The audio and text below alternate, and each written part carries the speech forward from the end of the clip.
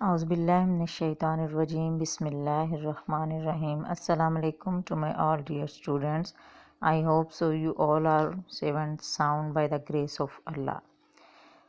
تو بیٹا جیسا کہ آج کا جو ہمارا سبق ہے وہ سورۃ النصر. تو سورۃ النصر کا شان نزول اور تعارف کریں گے ہم. اس سے پہلے ہم اس کا مقاصد مطالعہ اور اس کا ربط صورت وہ ریڈ آؤٹ کرتے ہیں. جیسا کہ مقاصد مطالعہ جب آپ لوگ اس صورت کا شان نزول اور اس صورت کو پڑھو گے، بٹ آج کا ہمارا جو عنوان ہے وہ جسٹ یہی ہے، شان نزول اور تعارف. تو جب آپ اس کا شان نزول پڑھیں گے تو آپ کو پتہ چلے گا کہ اس کا آپ کے پاس کیا مقاصد آتے ہیں اس کو پڑھنے کے.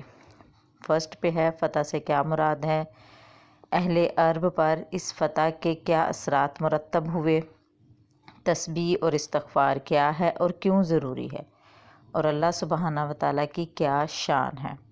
اب ربط صورت کی طرف نگاہ دوڑاتے ہیں. تو یہاں پہ یہ چیز بتائی گئی ہے کہ اس صورت کا کس صورت کے ساتھ تعلق ہے.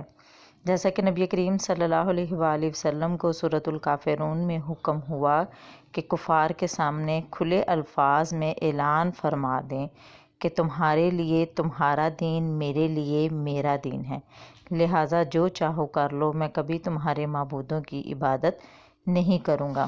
کیونکہ انہوں نے شرط رکھی تھی نا کہ 1 سال آپ ہمارے بتوں کی پوجا کریں اور 1 سال ہم آپ کے اللہ کی عبادت کرتے ہیں. تو اللہ سبحانہ و تعالیٰ کی طرف سے یہ حکم ہوا تھا، تو نبی کریم صلی اللہ علیہ وآلہ وسلم نے سختی سے انہیں منع کر دیا تھا اس بات پہ. اور ساتھ ہی ساتھ سورۃ النصر میں آپ صلی اللہ علیہ وآلہ وسلم کو خوشخبری دی گئی کہ یہ دین ہر صورت غالب اور کامیاب ہو کر رہے گا. کہ یہ صورت نبی کریم صلی اللہ علیہ وآلہ وسلم، ساتھ ساتھ یہ باتیں بھی یاد رکھے کہ یہ صورت کب نازل ہوئی تھی. یہ صورت نبی کریم صلی اللہ علیہ وآلہ وسلم کے وصال سے تقریباً 3 ماہ پہلے نازل ہوئی، جس میں آپ صلی اللہ علیہ وآلہ وسلم کو کامیابی کی نوید سنائی گئی، یعنی خبر سنائی گئی. تو یہ وہ ساری چیزیں ہیں کہ اس سورۃ النصر کا تعلق کس صورت کے ساتھ چلتا ہے اور مقاصد مطالعہ کیا ہے. اب ہم آتے ہیں سورۃ النصر کے شان نزول اور تعارف کی طرف. جی، تو سورۃ النصر 110 نمبر پر ہے قرآن پاک میں. اس کی کل آیات 3 ہیں، اس کے کل رکوع 1 ہے. تو یہ اس صورت کی شان، اس صورت کا نازل ہونا، اس کی پہچان یہ ہے کہ یہ نبی کریم صلی اللہ علیہ وآلہ وسلم کی حیات مبارکہ یعنی زندگی کے آخری دور میں نازل ہوئی. اس میں بتایا گیا کہ اہل ایمان کو فتح مکہ کے ساتھ ساتھ اور بھی فتوحات حاصل ہوئیں، یعنی کامیابیاں حاصل ہوئیں. اللہ سبحانہ و تعالیٰ کا دین غالب ہوگا، لوگ بڑی تعداد میں اللہ سبحانہ و تعالیٰ کے دین میں داخل ہوں گے. اس صورت میں نبی کریم صلی اللہ علیہ وآلہ وسلم کے عظیم مشن یعنی دین اسلام کے غالب ہو جانے کا ذکر ہے. آخر میں آپ صلی اللہ علیہ وآلہ وسلم کو اللہ سبحانہ و تعالیٰ کی تسبیح اور حمد و ثنا کرنے اور استغفار کرنے کی ہدایت فرمائی گئی. ام المومنین حضرت عائشہ صدیقہ رضی اللہ تعالیٰ عنہا فرماتی ہیں کہ رسول صلی اللہ علیہ وآلہ وسلم اپنے رکوع اور سجدوں میں کثرت سے یعنی بہت زیادہ سبحانک اللہم ربنا و بحمدک اللہم اغفر لی، اے ہمارے رب تیری ذات پاک ہے اور تیری حمد کے ساتھ ہم تیری تسبیح بیان کرتے ہیں، اے اللہ تو مجھے بخش دے، پڑھتے تھے.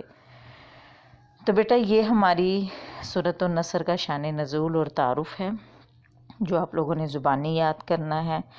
آپ لوگوں نے اس کا شارٹ کوسچنز جو ہیں وہ نوٹ بک پہ بنانے ہیں. اور ساتھ ہی ساتھ یہاں پہ دیکھیں کتنی پیاری بات، نبی کریم صلی اللہ علیہ وآلہ وسلم کا فرمان جو کہ ہم لوگ اپنے لیسن کے شروع میں پڑھتے ہیں کہ آج کی اچھی بات. تو آج کی اچھی بات جو ہے وہ یہ ہے کہ ہر تسبیح یعنی سبحان اللہ کہنا صدقہ ہے، ہر تکبیر یعنی اللہ اکبر کہنا صدقہ ہے، ہر تحمید یعنی الحمدللہ کہنا صدقہ ہے، ہر تحلیل یعنی لا الہ الا اللہ کہنا صدقہ ہے. یہ فرمان نبوی صلی اللہ علیہ وآلہ وسلم جو آپ لوگوں نے زبانی یاد کرنا ہے.